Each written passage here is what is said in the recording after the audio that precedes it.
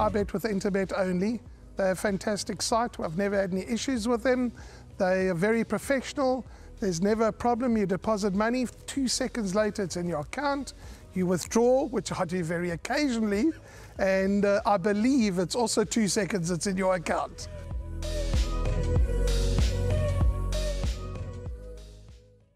Well, we're on to race number 8, the penultimate race on the card, a fillies and mares 64 handicap. It's over 1,100 meters, and we keep talking about the pick 6 throughout the show because I know that when punters open up this card, they are going to want to catch this pick 6 because there is no standout in the respective races. And usually I work to a percentage when I play a pick 6, you know, for me it's nothing less than 10%. But I think for this pick 6, I'm going to work to an amount. I'm going to say this is my amount for the pick 6 and not even try to work out the cost of the perm. Just give my amount at the window, and whatever percentage I get, that's going to be it. Because if you try to work to a percentage, then you're going to try and narrow down and cut down. And you know, you can usually do that on a race card where the fields are smaller, it's less competitive. But this meeting, I think I'm just going to do the perm, take that perm to the window, give my cash, whether it's an X amount, and get my percentage. Because that's what's offered by the tote. It's fractional betting.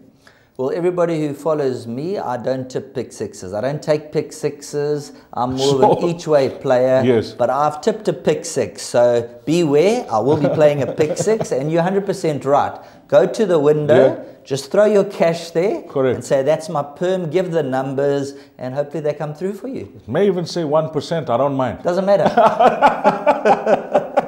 Because, you know, I don't know if I've played a 1% pixie, but hopefully it's not that. It's not going to be that, because you have to take a stance. Now, in race number 8 for the PA, I'm going to try and give the guys some confidence, because the striking grey New Orleans, we all have watched her at a recent start where she's run a heart out. She's run an absolute heart out. But Dunya has broken it, and her stable companion Capriana broke it last time out. The one thing that I like, and you know, I'm talking from, you know, days of being an agent, when you have a top boy on who's had tries, he's had tries and the horse is knocking on the door, knocking hard on the door. And you know, after the race meeting, you have a discussion with the jock and you say, is it enough now? I mean, is that it? You want to give somebody else a chance? And you say, no, I want to take the ride again. The horse is going to win soon. I like the fact that Keegan is persevering on this filly. You know, he could have possibly phoned for other rides in the race if he wanted, if he thinks I've had enough with New Orleans. But the fact is, he's giving it one more chance. And I'm hoping that that one more chance turns out to be the number 1 box. You could be spot on with number 3, New Orleans. Very, very strong hand here. Carl Hurtson's also been at the top of his game at the moment. So number 3, New Orleans, going to run an absolute cracker of a race. Only victory, let's have a look here. The victory on the poly in KwaZulu-Natal, New Orleans, and has beaten Magically earlier on. So beat Magically, a model of consistency. Second to Dunya, second to Capriana. You could be bang on the button with number 3, New Orleans. And before Casa Rosada, I make this a little bit of a lurker with number 1, Yata, merit rating drop. And then for me, a horse I've been waiting for a long time. 20 to 1 about number 8, Puff of Smoke. From the Komnadu stable, Kabela Matsanyane rides. Dropped down in the handicap to a 62. And it's just one of those things. The card came out. It's been out for a while. And over the weekend, I took my daughter out. We went to do a few things with the car and the tires and that. And one of the guys was revving the engines. And my daughter said, there's a puff of smoke. But he started to do the wheeling and that. So I said, well, there we go. Signed, sealed, and delivered. I've already picked the horse. And I told one of the guys there who was on the laptop, he was looking at the Cape, I think it was the Cape Town book he was looking at. He was quiet in the corner. I said, there's Puff of Smoke for you. So he had a good chuckle, and I said, we'll see you next week, hopefully. Yeah, because, you know, that last start, I was actually on to her. I was also on last time. Yeah, I liked her. I mean, no fault of, you know, young Katsedi, because he had the claim 2.5. He had a fair draw as well. And he found himself in front. And considering the fractions that she set over 1,400 meters, she wasn't beaten far at the death. I mean, she was only 1.5 lengths behind the winner. And now the drop in distance with similar tactics.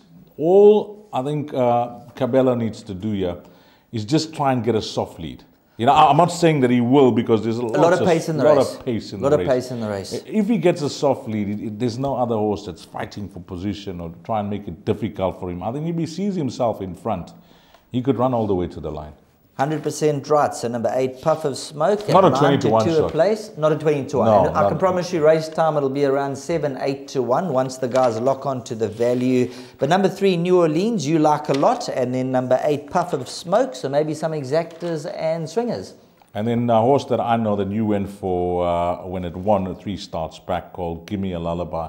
I'm not going to discount her chances as well, because you look at her last 2 runs, 8 out of 9, 10 out of 11. It's 6 out of 12 now. She's not going to be as far back as she was at her last 2 starts. So, you know, although she's slightly up in the ratings after winning what she was 53, you know, slightly up to a 56.